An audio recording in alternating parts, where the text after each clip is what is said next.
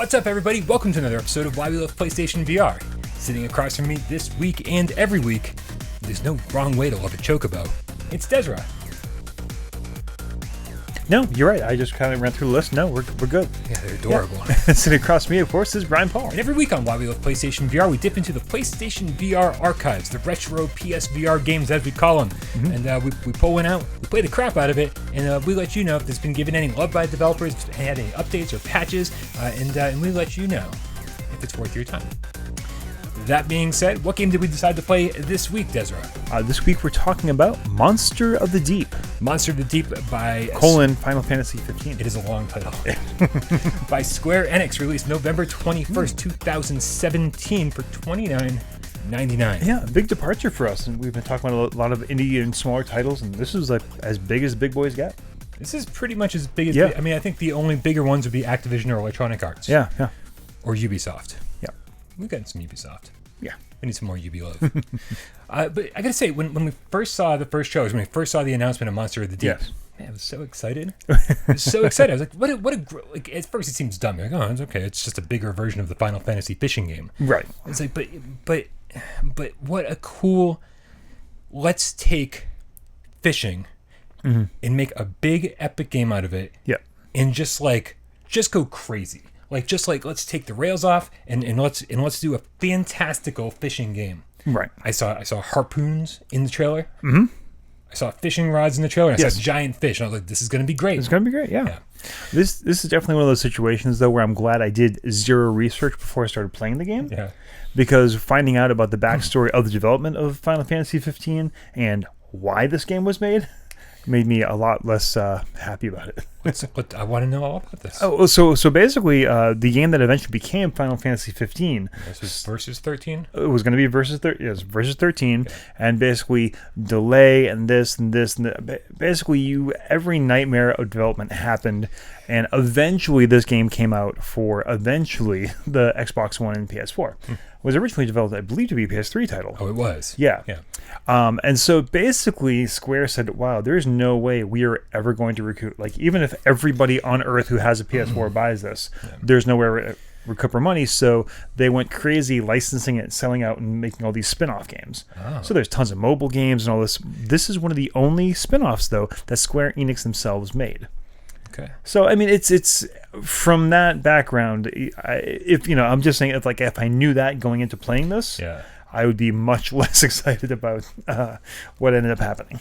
Yeah, I mean, Versus 13 was one of those games that just looked so amazing, even when they first revealed it like a decade ago. Yeah, and it was the first Final Fantasy game I'd been excited for in a while. Just to give you a brief history, I got into Final Fantasy and RPGs kind of late. Yeah, I mean, probably not late when it comes down to it, but I wasn't playing RPGs on the SNES.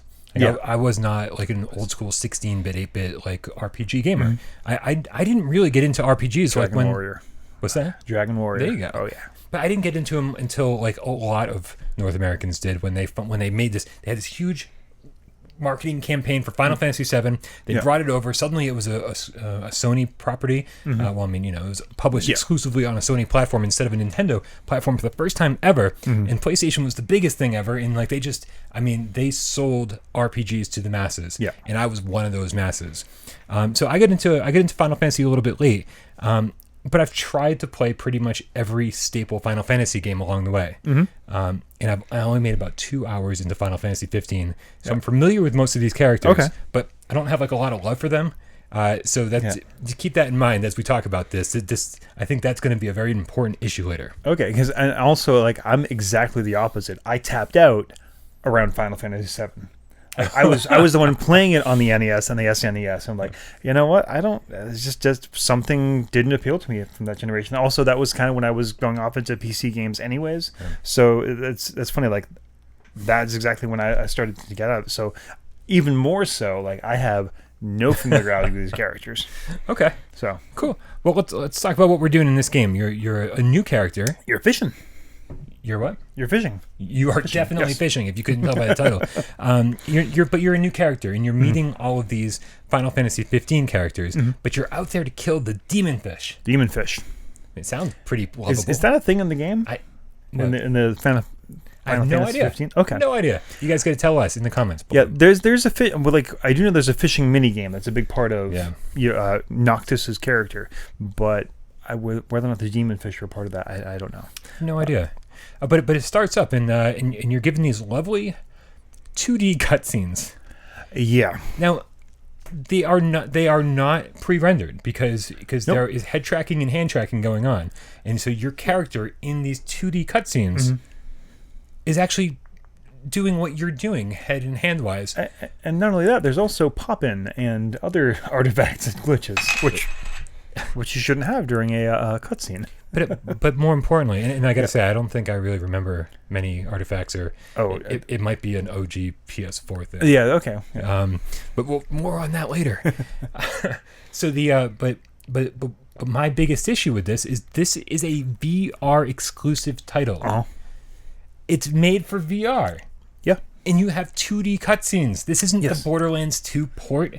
This is something completely from the ground up, new for VR. Yeah, it doesn't make any sense at all. At least like I can almost see it with the Borderlands, because those cutscene things are really just like, like a comic splash page. It's not really like you're going to spend a lot of time setting. It's just like, boom, here's the character, whatever. You can forgive it. I'm not forgiving it. Yeah. But it's just not integral to the storytelling or how you're playing the game. Right. But this is like almost the very first thing that happens is like this 2D cutscene. It's just I don't get it. Yeah. No, neither do I. And then you're kind of brought to a fishing cabin.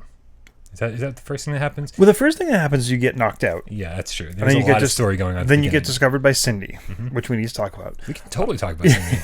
Yeah. I want to talk about Cindy and Noctis. They hanging out in the cabin. I'm like, I want to hang out in this cabin. Yeah. Well, that brings us to, I guess, before we get any further in the game, the word fan service must be discussed here. Yeah.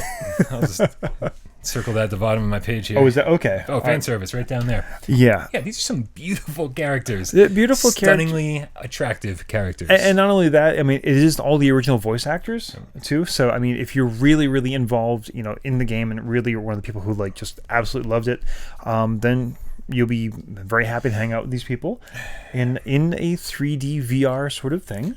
It's the interaction between the characters is so minimal. Yes. That you're going to immediately be like, do I belong here? Mm-hmm. It feels like they're just doing their thing. Yep. With or without your presence. Like there's no interaction whatsoever. And only that, just speaking in total non sequitur. Like, and not even like, okay, they're not responding to, I answer this question yes or no. It's like, no, just from sentence to sentence, it's just this. Honestly, if I was a neurologist, I'd be worried about them. It's very poorly written. Yeah. Yeah. And so you basically what happens is you get into this fishing cabin, and this is sort of like your main hub. Right. This is where you're gonna do all your shopping. This is where you're gonna do your mission select. This is where you're gonna customize your character. Yeah. You do everything in this hut. And I have to say right off the bat, you're introduced to the movement mechanic, which is teleportation. Teleportation only. Yep. And I'm not mad about it, but I'm not happy with the way they did it. Okay. There's this weird blur effect that happens every time you teleport, where the edges of your vision are blurry even after you stop for just a second, then it sharpens up. Yeah.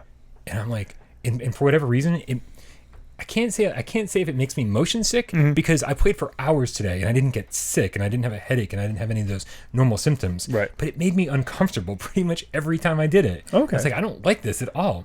So and you teleport a lot. Mm-hmm.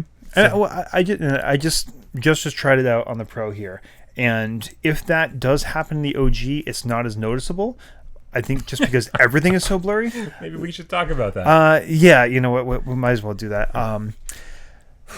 The graphics on the OG, it's so bad. They're really bad. Like, they are like bright and colorful, and like you can tell that maybe behind all the fuzziness, well, exactly, there's something beautiful there. And that's the thing. Like we played a lot of fishing type games for this, and it's just, and the Final Fantasy art style and world is so gorgeous, and you get a chance to live and experience that, and you can see that there's a beautiful world out there somewhere, but you've got just like maple syrup or something poured over your face, and you can't see through it.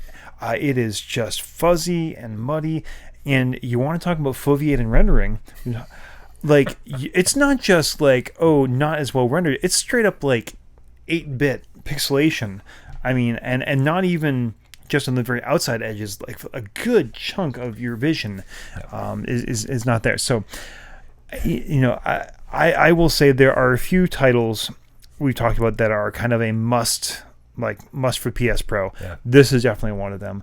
I sat down, and I do have some other criticisms of the game, but sitting down and playing it on Bryan's Pro, it's like, oh, this is what they intended it to look like. And I think that's exactly what happened. Yeah. I think they said they made it for the Pro specs, and they said, well, how low do we have to put the resolution to make this work on PS4 proper? Yeah. And without like trying to optimize it. Yeah. Right? They're just like, well, just drop the resolution until it works. And I think that's literally what happened. That would absolutely explain it. Like, like I said, like there is pop-in during cutscenes on the OG. So. Yeah, it looks really bad. This is the prime example of how much better things can look on the Pro. This and basically Skyrim is usually the two things that I point to. So, and actually, I was really excited to play this game for this show. Yeah. Because I expected when this game launched, that this was going to be the first thing they fix on the OG PS4. I was like, oh, yeah. I'm like, give it a month. Give it a month, let them do some optimization, let them get some money from this thing, and they'll make it happen. No, nothing. No. It doesn't look any better today than it looked when it came out over a year ago. Yeah. Ridiculous. Yeah. But moving on, we haven't even talked about anything that you do in this game. There's basically a few different modes of play. Yeah. The main is they call it story, campaign, whatever you want to call it. There eventually are 7 different areas with 7 different bosses. And you basically get to the area. You have one of your characters kind of hanging out, speak at you. Yeah. And again, if you know these characters, you'll be, I guess, very happy to see them again. I don't know. But then they speak at you for a little bit, and then you get to pick one of a few different, locations in this space, and you go fishing. Yeah.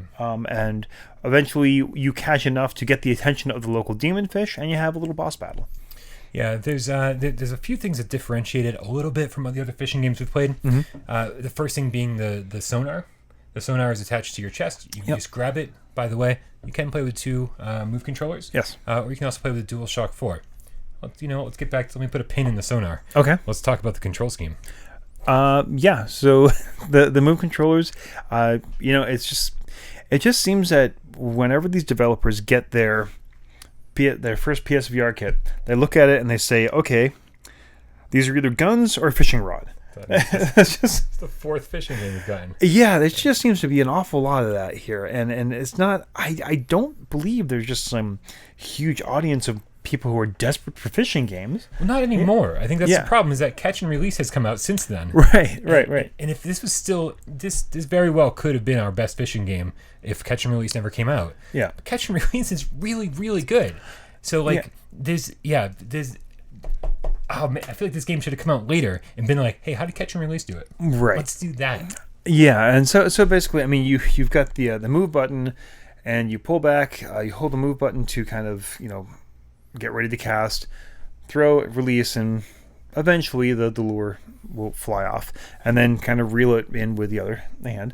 Right. Unlike Catch and Release for the things, it's a very simplistic as far as reeling the fish in. There's no fighting back and forth. There's no stress meter on the line or anything like that. Every once in a while, you get some directional arrows, and you kind of go in that direction. It's very simple. I don't even want to say arcadey. It's closer to Fishing Master than Catch and Release for sure. But the move controllers, they don't work so well. I don't think. I mean, I'm just gonna say it. I don't think either control scheme works all that well. I think casting is a major problem. It is, and it's one of those things that I feel like you get used to, but you shouldn't have to.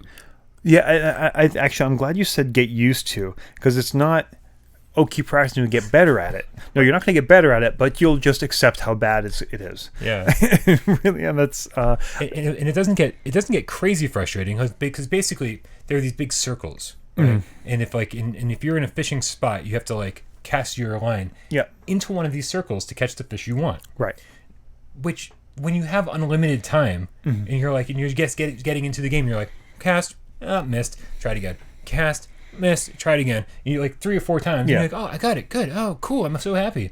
But when it happens in the middle of a boss battle, right? You get this crossbow and you're like, doom, doom, doom, doom, doom, doom, doom, doom, which is like a mini game. It's very strange. We'll probably talk more about that in a second. And then suddenly you have a limited amount of time. They switch you back to the fishing rod, and then you have a limited amount of time to cast into one specific circle, or you have to do that whole last section again. Yeah. That's when it starts to get frustrating, and you're like, this just sucks. Well, it's that, and there's also, have you tried to get any of the special items? Like there's there's the little cactusy guy. I forget what they're called. Yeah. And I was just like, you know what? Before I finish this, before I say I played it, I'm going to get one of those. No exaggeration, I think 45 minutes of casting into the same circle over and over and over and over and over and over again until I finally got the damn thing. And what was it? It was a little cactus guy. It was actually a cactus guy. Okay, cool. And then I got a trophy for getting it. And excellent. Hooray. I think I've tried to get it over and over and over and over again. I'm not sure if I've ever gotten one because I was assuming that was like a special item. Yeah.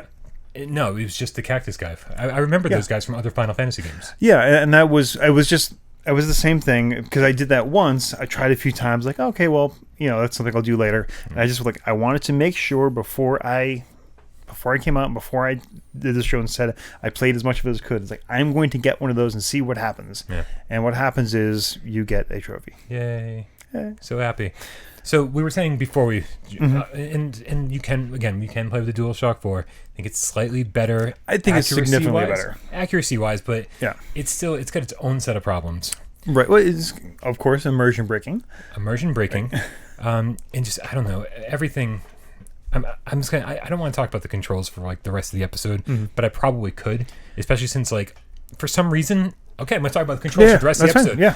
For some reason, all of the menus work differently. Every single menu in this game, it's not like, okay, you're playing a fishing game, right? You're playing Monster of the Deep. Yep. What do you have in your hand? A giant fishing rod. It's like a pointer. So why am I not just pointing at these things on the screen to select them? Nope. No, that's the one way you don't control these menus. Right? Sometimes it's head tracking and then the thing lights up because you're looking at it and you have to push a button.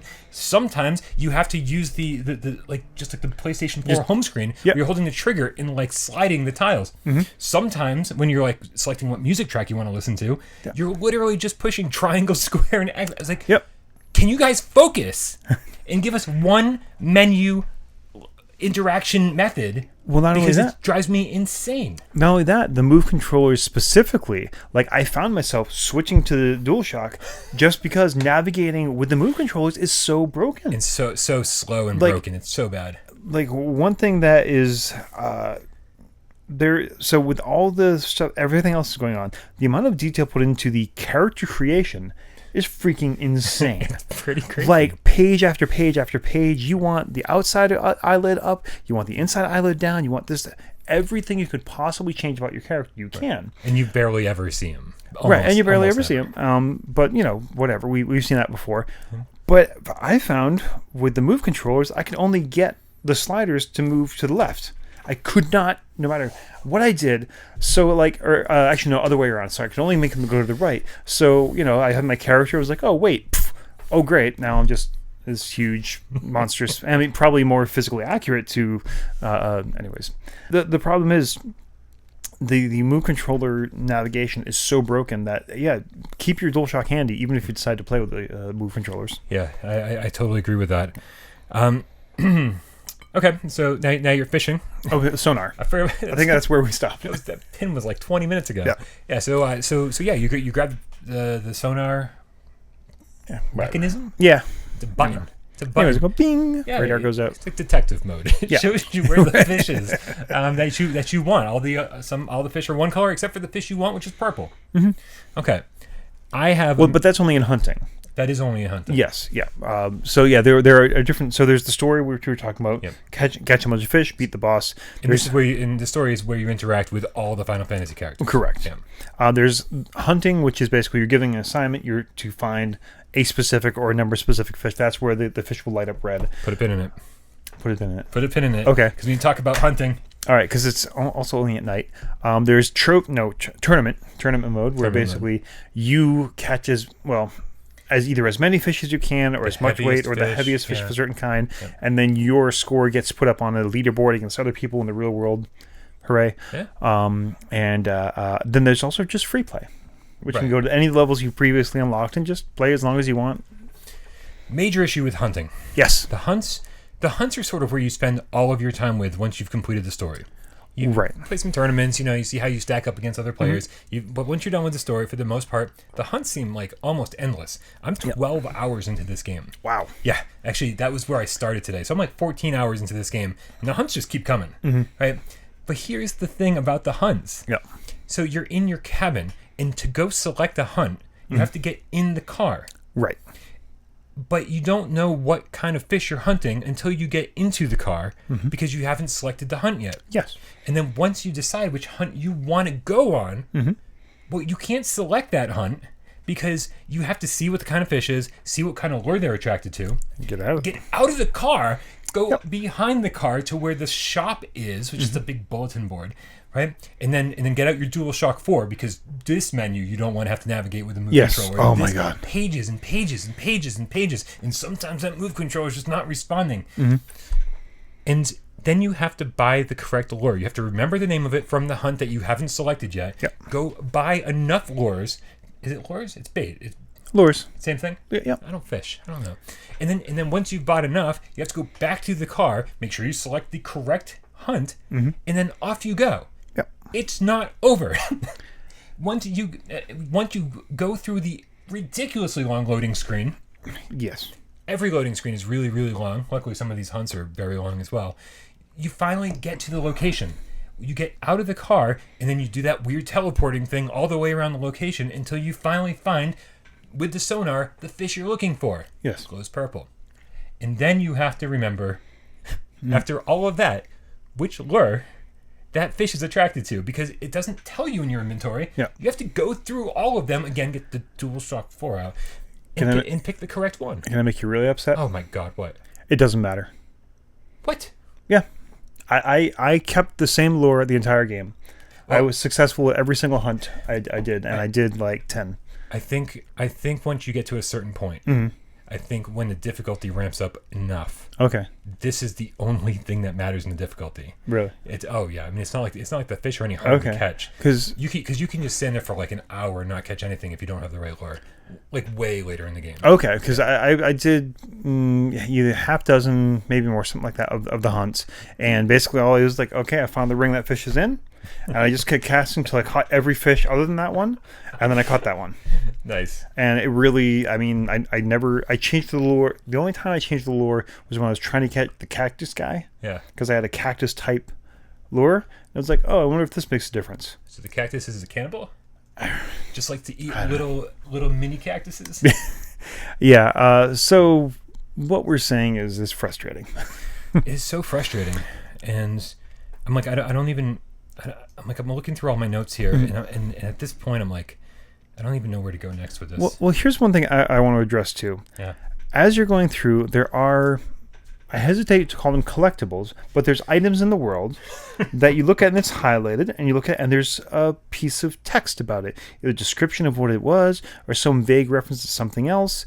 And I was coming in, I was really hoping like, oh, I hope Brian knows Final Fantasy 15 inside and out, so he can tell me if these are inside references or things like that. What it feels like more than anything else is that this isn't a fishing game. There's like a mystery or a puzzle solving game, and these are the environmental clues where you're supposed to look through. Oh, you are so hoping for something that doesn't exist. Well, and but that's it. It's like this, you find there's a tackle box. Yeah. And the note on it says, oh, there's a brand new tackle box. Who would leave this out here? Yeah. Like, okay, well, in any puzzle game ever, that would be like, oh, this is important. This is a clue. I'm going to find out about someone who was murdered or something like that. And there's here's a flyer from a restaurant. It's like, okay, well, why is a flyer from a restaurant out here? Here's a whoopee cushion. Yeah. And that's it. And that's it. You go around and you look at these things and you read the little box of text, and most of the time the item disappears and then just shows up in your fishing cabin. Yeah. Fishing lodge. No, it's fishing cabin? Either way. I don't fish. But then there's another problem, because I mean, did you play Pierhead Arcade? I did. Okay, so you're playing all those arcade games, and you're getting all these tickets, and then you like go buy these, collectibles. Sure. Right? These little toys, these little games you can play with. Yeah. But you get to play with them. Right. Right? So all these things show up in your cabin that you've like found around the environment, but they're mostly just static. They just sit there. Yep. Like you don't get to do anything with them. And they end up in weird places. I found a banana once, and it ended up just on the wall. Perfect place for it. Not like hanging on something, or just like literally just like stuck to the wall. Could you take it off the wall, pick it up, or anything? Nope. Nothing. It's just stuck there. It was just there. I don't know why that's there. I wouldn't even noticed it was there if it wasn't just like, why is there a banana on the wall? That's and when you are walking around, I will say that when you're walking around the environments, it's sometimes very, very impressive environments. So some of these are on the Pro are beautiful. You also see some of these monsters I mean, I guess we'll go stick with monsters, good and bad, because there's chocobos and these demons and stuff. I don't know the name of them. Again, I never played much of this game. Yeah. And they're just everywhere. Yeah, and it's great. Like, and that's the one thing that kind of kills me about this game is, like, I love the idea. I didn't realize how much I loved the idea until I started playing it, of this total fantasy fishing game where you get to see like the other animals and all that. And I was kind of annoyed by was a catch and release was like, that's a saltwater fish, it can't be in a lake, like this is it's just like that, so much attention to detail for everything. Fishing Master. Fishing Master. It was like, there's no way this fish could be in here. It's like, it just very simple research to figure that out. This is all fantasy, so it doesn't matter. They're great. Exactly. Excellent. And yeah, it is. The environments are so gorgeous, or should be. Those, I will say though, all those monsters, the chocobos, everything that you find around the world. There's even like these little. Somebody's out there yelling at us, going, "Why don't you know anything about Final Fantasy?" Yeah, the imps. They're like throwing stuff at you. But they're not throwing stuff at you. They're just throwing stuff in a direction. And the chocobos, they only react to you because you're in their vicinity. They're in your proximity of them. Yeah. None of these things are actually, just like the characters themselves, are responding to you specifically. So like it's so cool to be in this world, and then it's these little touches that they didn't refine that makes you go, it just doesn't feel right. Yeah. It just feels like somebody's putting on a play for me. Like it doesn't feel like I'm in this world. Yeah. So I think we need to rate this thing. Yeah. I was just one last thing before we get to the rating. Sure. I kind of texted you earlier and asking all these questions about Summer Lesson. You're probably like, why is this coming up? Yeah. This game reminds me of Summer Lesson in one very important thing. It doesn't know what it wants to be. Like, that was our biggest thing with Summer Lesson. It's just like this really pervy kind of like creepy thing. And if that's your jam, great. Or is this like a dating simulator? Or it just didn't know what it wanted to be, so it didn't do everything well. It was just enough of like either way to just kind of be very confusing. And I don't know, in a kind of weirdly charming way. This is exactly like that. It's like, is it like a fan service thing where you get to hang out with your characters you got to know and love? Not really. Yeah. Is it a fishing simulator? Not really. Is it a chance to explore the world of Final Fantasy? Not really. So it's just... This sounds like your rating. yeah. So I guess that's the only one thing I wanted to... So yes, our rating system is pretty easy to understand. A 1 is, yes, you must buy this game. If you have a PSVR, this is just the best of the best. It should be in everyone's library. 2 is... Yeah, sure, why not? If you particularly love the genre, or if it's on sale at a decent amount, yeah, go ahead and pick it up. 3 is no. Friends don't let friends buy crap. We need to vote with our wallets and tell these people that we deserve better. So 1, 2, or 3, what do you think? So, I mean, I hated on this game a lot during this episode. And there's a lot of things that just drive me insane about it. Yeah. It's not a great fishing game. In fact, my whole closing statement was actually going to be about Summer Lesson. Okay. Not Summer Lesson specifically. Oh, really? Okay. Yeah. No. Before you even texted me, this was that's funny. My conclusion of this game was I think it was just Cindy that did that. It was totally Cindy and a little bit of Noctis. Right. So, and these characters come into your life and into your cabin, and like you get to get real up close and personal with them. Yep. And they're like, there's a little bit of this flirtation thing going on, and like they're invading your space, and you're like, I really want to see how far we can take this. Yeah. And so this game, if they had added like a dating sim element to it, right? Like I would have been like, I see what they're going for. The fishing is just an excuse for us to hang out with these characters and like develop relationships and whatever the deal is. But it's like they took one little tiny step in that direction and then they never took another step there. Yep. So like, well, what is this even happening for? Right. So I'm like, and so then I'm like, okay, well, I guess it's cool that they're here, and for people who really love Final Fantasy 15, and there's a lot of you out there, then I'm like, okay, then you get to hang out with these characters a little bit. Yeah. A little bit. Not much after the story's over, because the story's kind of short. Most of your time is going to be spent doing hunts, where those characters just don't exist. Although they randomly show up, Cindy seems to show up every other mission to fix your car. Yeah. Every other mission, you have to let her in. You have to go through this whole process and watch the exact same thing over and over again. I started this episode off by saying that when we first saw the trailer for this game, I was excited. I was like, they are able to go far beyond catch and release, and even go far beyond Fishing Master, because they have this huge world to explore. They can have crazy weapons. They can have like, hey, let's get some shotguns and let's do some magic. Absolutely, yeah. Final Fantasy, where's the magic? Well, they even touch on that. Like one of the boss fights, all of a sudden it's like, oh, there's these demon ghost thing, and Noctis is just like, I'm going to take care of those for you. He's like, great. Oh, yeah. No, where'd you go? What happened? Yeah, exactly. And it's like, well, let me do that. Right. Like, give me some spells to work with. And it just never happens. And so it's a huge disappointment from that angle, because it had so much potential and they had so much to work with, and then like didn't really use any of it. Yeah. So a couple weeks ago, I gave Dick Wilde the strongest 2 I've ever given. I said it's as close to a 1 as I've ever given a 2. Yeah. This is as close to a 3 as I've ever given it to. Because, man, there are just some elements about it that I despise. There are some elements about it that just don't work.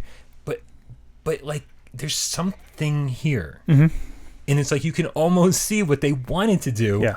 And they just didn't get there. My problem is you can't spend $30 on something that somebody wanted to do and then didn't end up doing. You have to spend $10 or $15. It's especially if you like these characters, especially if you like this world. And that's it. It's a very, very weak 2. Yeah, I'm pretty much in the same boat. I'm a little more positive on it than you, I think, even though I had the crappy. I would say if you have the Pro, this is kind of everything we said, definitely ups it. Like the definition of a 2 is like if you particularly like this genre, or if it's on sale at a decent price. And the people who are fans of Final Fantasy 15 might think, oh, that means, for me, I love this, I'm going to bet. No, this is specifically strictly only if it's on sale. Yeah. Oh, yeah.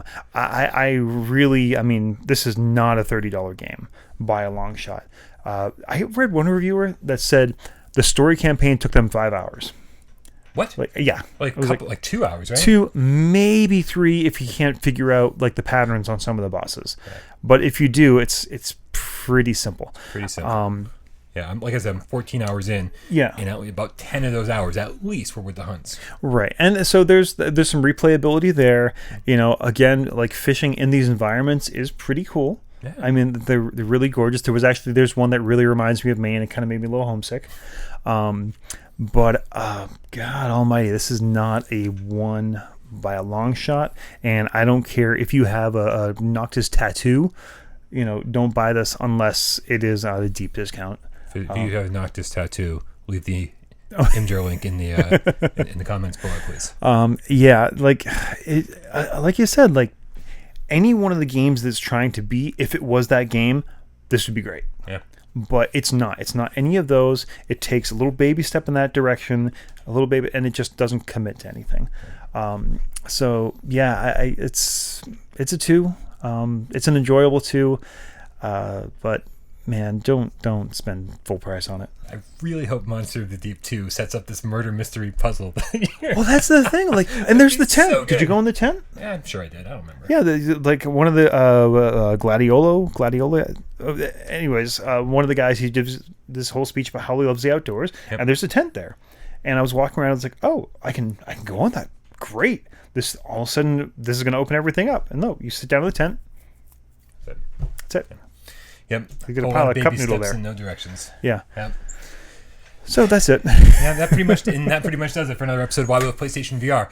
obviously we want to know what you think. I think this is going to be one of those more divisive games because I think when people love Final Fantasy 15 and they love these characters and they love that world, they want to spend more time in it no matter what. And I think some people are going to be a little bit more forgiving than we are. Yeah. So let us know in the comments below what you thought. Also, we always want to know what other games you want us to play. I think our list is getting pretty short. It's getting there. It's getting down there. We're whittling away at the very, very long list. We'll just start at the top and go over again. Yeah, we'll start over again. Yeah. That would be great. Why we still love all these games. All right, for another episode of Why We Love PlayStation VR, I'm Brian Paul. I'm Des. And we'll see you next week.